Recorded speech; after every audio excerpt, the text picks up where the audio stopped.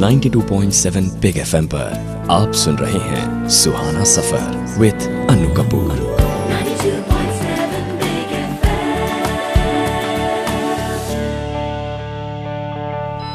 स्वागत है आप सबका इस प्रोग्राम में जिसका नाम है Suhana Safar with Annu Kapoor 92.7 big FM पर।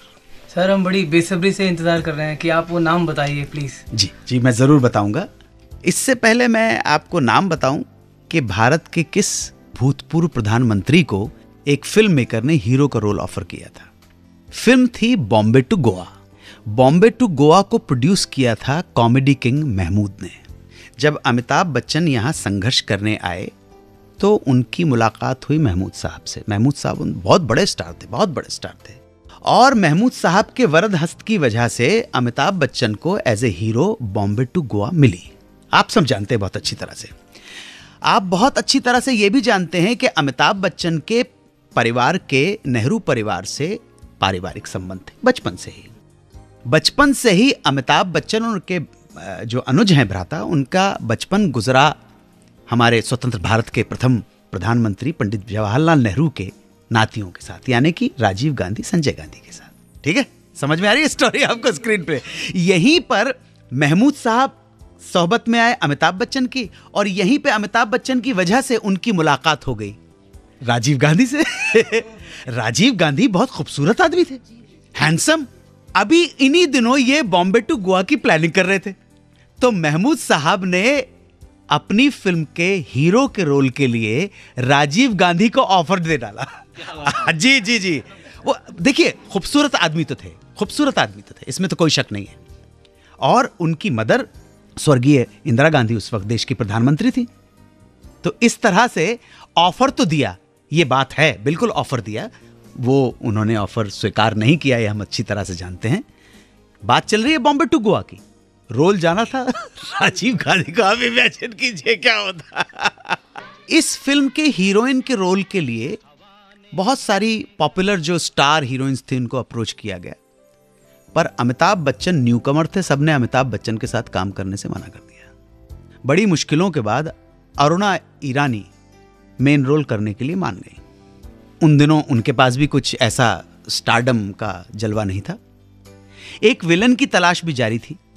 उन दिनों मेरे अपने और गैम्बलर फिल्म्स में अपने रोल्स की वजह से शत्रुघ्न सिन्हा भी पॉपुलर हो चले थे। महमूद साहब के साथ उनकी भी वाकफियत थी। यहीं अमिताभ बच्चन के साथ उनकी अच्छी खासी जान पहचान, यारी दोस्ती हो गई। महमूद विलन का रोल शत्रुघ्न से करवाना चाहते थे, पर शत्रुघ्न तैयार नहीं थे। तब अमिताभ के काफी रिक्वेस्ट करने के बाद, ना चाहते हुए भी शत्रुघ्न सिन्हा इस फिल्म के लिए मान गए। ये वो वक्त था जब राजेश खन्ना का सितारा उरूज पे था, बुलंदी के ऊपर था। राजेश खन्ना मेगा या सुपरस्टार थे इस देश के। उनकी पॉपुलैरिटी इस मुकाम पे पहुंच गई थी कि इस फिल्म में ड्राइवर और कंडक्टर के नाम राजेश और खन्ना रखे गए। गौर से देखिएगा, अब मेरे जितने भी श्रोता ये सुन रहे हैं, आप गौर से देखिएगा, बहुत पॉपुलर फिल्म है बॉम्बे टू गोवा। इसका गाना बहुत पॉपुलर है। इस फिल्म में जो मेन कैरेक्टर हैं, एक का नाम है राजेश, दूसरे का नाम खन्ना। सही मायने में यही वो फिल्म थी जिसे हम अमिताभ की एज ए सोलो हीरो पहली फिल्म कह सकते हैं, क्योंकि इससे पहले 7 हिंदुस्तानी, परवाना और आनंद में उनके क्या रोल थे ये बहुत अच्छी तरह से आप सब जानते हैं। बच्चन साहब की हालत और पतली हो गई जब उन्हें इस फिल्म के गीत देखा ना हाय रे सोचा ना पे डांस करने के लिए कहा गया। काफी उन्होंने चाहा कि ये ना करना पड़े, पर महमूद साहब की जिद के, महमूद साहब को सब लोग भाईजान बोलते थे, उनकी जिद के आगे उन्हें झुकना ही पड़ा। आखिर बॉम्बे टू गोवा रिलीज हुई।